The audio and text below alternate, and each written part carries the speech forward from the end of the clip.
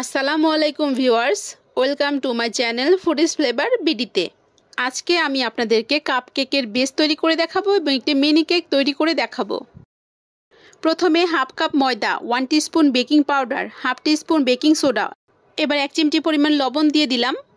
এবার সব শুকনো উপকরণগুলো ছাঁকনির সাহায্যে ছেঁকে নিচ্ছি। বাটিটি এবার এক সাইডে রেখে দিব। এবার আমি ডিমের সাদা অংশ থেকে ডিমের কুসুম আলাদা করে নিব। এখানে আমি দুটো ডিম নিব, দুটো ডিমের কুসুম আলাদা করে নিয়েছি এবং ডিমের সাদা অংশ আলাদা করে নিয়েছি।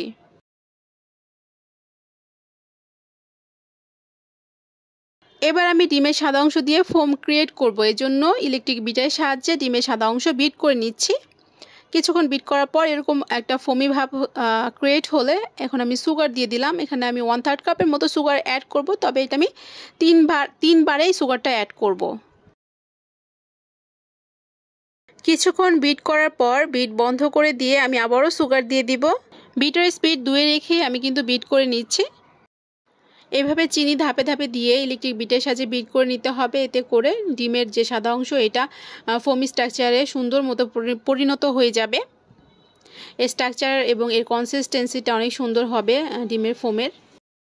তো এভাবেই কিন্তু বিট করে নিতে হবে, আর একটু রেস্টে রেখে রেখে বিট করে নিলে বিটার মেশিনটাও ভালো থাকবে এবং ডিমের সাদা অংশটাও ফোমি স্ট্রাকচারে পরিণত হয়ে যাবে।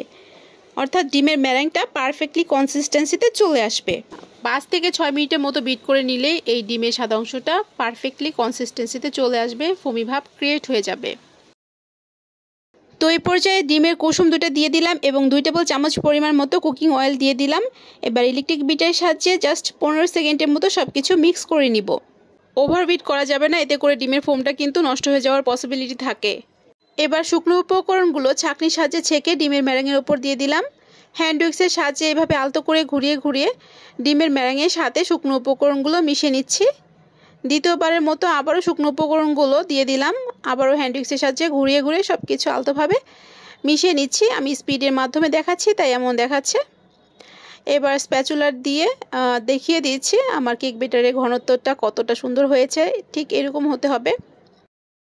এবার আমি একটি কাপের সাহায্যে কেক ব্যাটার নিয়ে কেক মোল্ডে, কাপ কেকের মোল্ডে এভাবে ঢেলে দিচ্ছি। একটি স্টিকের সাহায্যে কেক ব্যাটারের মাঝখানে এভাবে ঘুরিয়ে দিব। এতে করে ভেতরে এয়ার বাবল থাকলে সহজে বের হয়ে আসতে পারবে। প্রিহিটেড ননস্টিকি ডিপ ফ্রাই প্যানে আমি আমার কাপ কেকের মোলগুলো বসিয়ে দিয়ে এসেছি। জাস্ট 15 মিনিটের মধ্যে কেকগুলো বেক হয়ে যাবে আলহামদুলিল্লাহ। দেখতেই পাচ্ছেন কেকগুলো মাশাআল্লাহ কত সুন্দর বেক হয়েছে। আমি ঢাকনা খুলে দেখিয়ে দিচ্ছি। দেখুন ভিউয়ার্স, কাপ কেকের কালারগুলো কত সুন্দর এসেছে। মিনি কেকটাও ইতিমধ্যে হয়ে গিয়েছে। আমি এই তো ঢাকনা খুলে দেখিয়ে দিচ্ছি আমার মিনি কেকটাও বেক হয়ে গিয়েছে। তো ভিউয়ার্স, সবাই ভালো থাকবেন। আল্লাহ হাফেজ।